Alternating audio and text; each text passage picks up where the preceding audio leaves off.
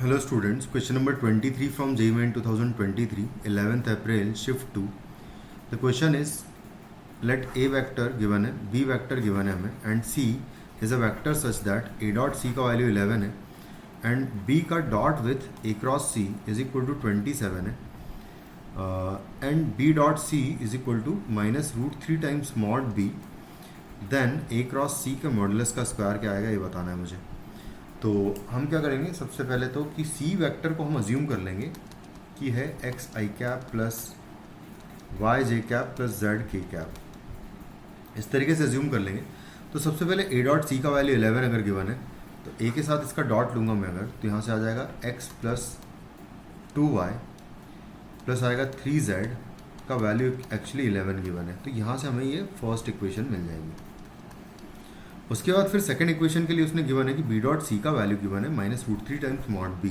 तो mod b पहले तो पता होना चाहिए. तो mod b is equal to basically इस वेक्टर का मॉडुलस है 1 का स्क्वायर प्लस 1 का स्क्वायर प्लस 1 का स्क्वायर का अंडर रूट आ जाएगा, यानी कि रूट 3 मॉड बी का वैल्यू आ जाएगा.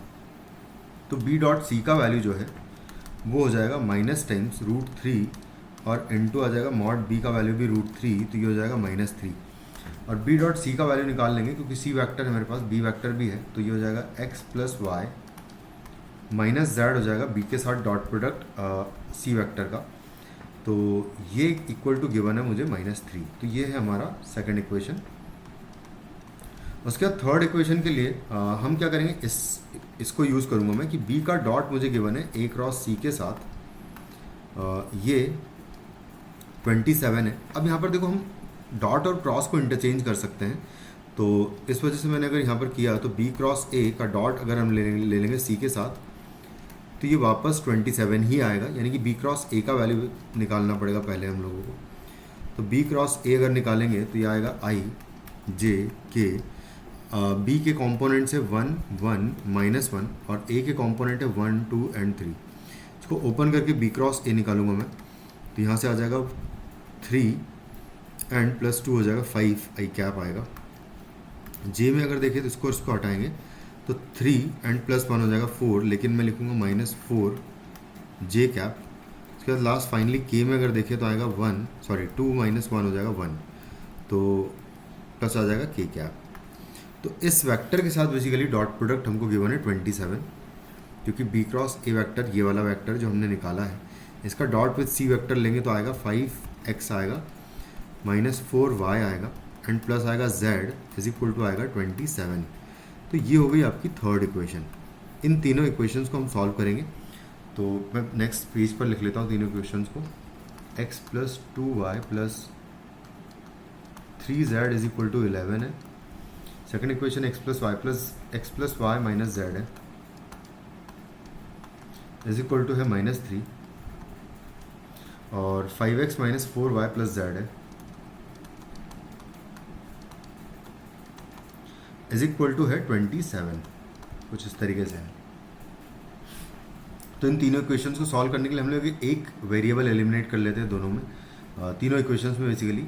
तो हम क्या करेंगे यहाँ पर सेकंड और थर्ड को, ये फर्स्ट है ये सेकंड है और ये थर्ड है, तो सेकंड माइनस थर्ड कर दूंगा मैं, सब्ट्रैक्ट कर देंगे इन दोनों इक्वेशंस को डायरेक्टली. तो यहाँ आ जाएगा माइनस 4x आ जाएगा, फिर आएगा माइनस 3y बचेगा यहाँ पर और z कैंसिल आउट हो जाएगा, इक्वल टू आएगा माइनस 30 हो जाएगा ये. तो यहाँ से माइनस कॉमन लेके हटा देंगे तो 4x plus 3y is equal to आ जाएगा 30. एक xy में इक्वेशन ये आ जाएगी. दूसरी xy में इक्वेशन के लिए इसको मैं 3 से मल्टीप्लाई करके लिख देता हूँ और सब्ट्रैक्ट ऐड कर देंगे. तो फर्स्ट इक्वेशन तो एज इट इज़ लिखूँगा मैं, x plus 2y plus 3z is equal to 11 और सेकेंड इक्वेशन में मैं 3 मल्टीप्लाई करके लिख देता हूँ यहाँ पर. तो 3x प्लस आएगा 3y प्लस आएगा 3z, सॉरी माइनस आएगा 3z और इज इक्वल टू हो जाएगा माइनस 9.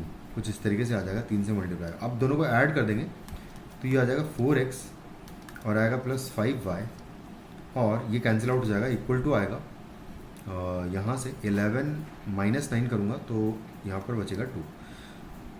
अब इन दोनों इक्वेशंस को देखें अगर, तो इन दोनों इक्वेशंस को मैं डायरेक्टली सब्ट्रैक्ट कर दूँगा तो आएगा 4x plus 3y is equal to है 30 और 4x minus 5y sorry plus 5y is equal to है 2, दोनों को मैं सब्ट्रैक्ट कर दूंगा तो ये कैंसिल आउट हो जाएगा, तो यहाँ से आ जाएगा -2y is equal to, minus करूँगा अगर मैं 30 - 2 हो जाएगा 28, तो बेसिकली y का वैल्यू -14 आ जाएगा।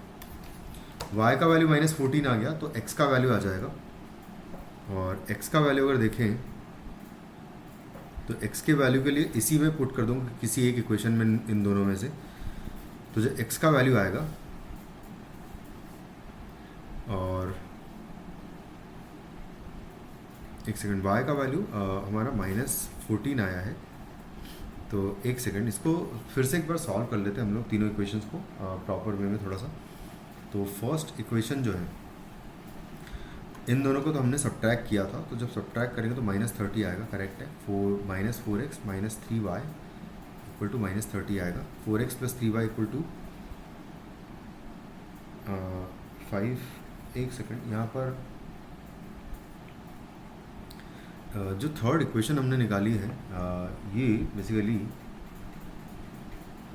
आई है 5x - 4y है, मैंने यहाँ पर प्लस लिख लिया, सॉरी यहाँ पर हमने गड़बड़ कर दी। देखो 5x - 4y है एंड प्लस z है, तो यहाँ पर प्लस z आएगा, इस तरीके से आएगा। तो यानी कि ये वाली इक्वेशन तो हमारी करेक्ट है, क्योंकि है ना, यहाँ पर हमने गलत कर दिया, इसको एक बार फिर से करेक्ट कर लेते हैं। तो देखो क्या आएगा, अब हम फिर से थर्ड इक्वेशन जो है बेसिकली वो जहाँ पर हमने यूज़ की है, ओके। तो देखो 2 और 3 को डायरेक्टली ऐड कर देंगे। सेकंड और थर्ड इक्वेशन को डायरेक्टली अगर ऐड करूँगा मैं, तो मुझे मिलेगा यहाँ पर 6x आ जाएगा, यहाँ पर माइनस आएगा, यहाँ पर 3y, और z तो कैंसिल आउट हो जाएगा, इक्वल टू आ जाएगा यहाँ पर 3 माइनस करने पर 24।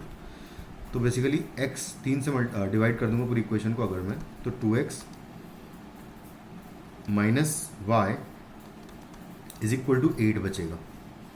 तो एक इक्वेशन मेरी ये होगी, और जो ये वाली इक्वेशन से एक बार इनको भी चेक कर लेते हैं।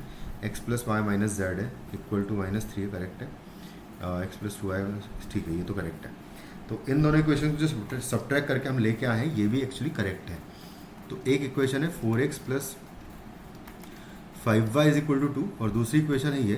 तो यहाँ से y का वैल्यू अगर निकालूंगा तो आएगा 2x - 8 आएगा।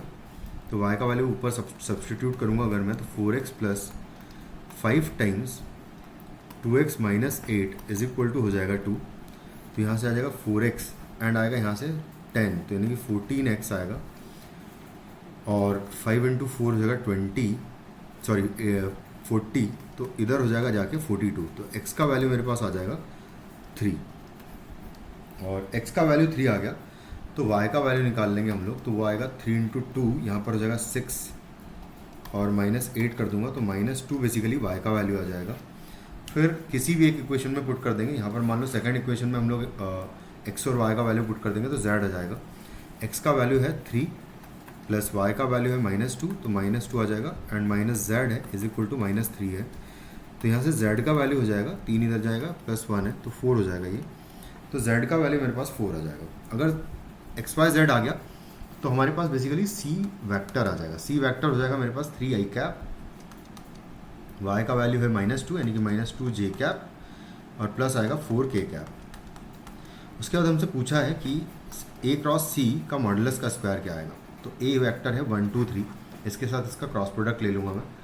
a vector is equal to है i cap plus 2j cap plus 3k cap. तो a cross c is equal to होगा i j k 1 2 3 इधर प्लेस करेंगे, और यहाँ पर आएगा 3 -2 एंड 4। इस वेक्टर को ओपन करके इसका वैल्यू निकाल लेंगे तो आएगा 8 and plus 6 is 14 i cap. फिर आएगा j में इसको हटाऊंगा तो 4 और -9 करूँगा तो -5 आएगा, लेकिन +5 लिखेंगे हम लोग, तो +5 j कैप आएगा। उसके बाद फिर k में देखें अगर, तो इसका रो और कॉलम हटाऊंगा तो -2 एंड -6 आएगा, तो -8 k कैप आ जाएगा। तो बस अब डायरेक्टली अब मैं आंसर निकालूंगा, तो a क्रॉस c के मॉडुलस का स्क्वायर डायरेक्टली निकालेंगे तो आएगा 14 का स्क्वायर प्लस 5 का स्क्वायर प्लस 8 का स्क्वायर कर लो तो ये हो जाएगा 196 प्लस 25 एंड आएगा प्लस 64। तो 196 प्लस 4 करूँगा 200 एंड प्लस 21 कर देंगे तो 221 हो जाएगा ये, प्लस इसमें 64 ऐड कर देंगे तो हमें मिल जाएगा 285, जो कि हमारा आंसर होगा इस क्वेश्चन का 285। Thank you.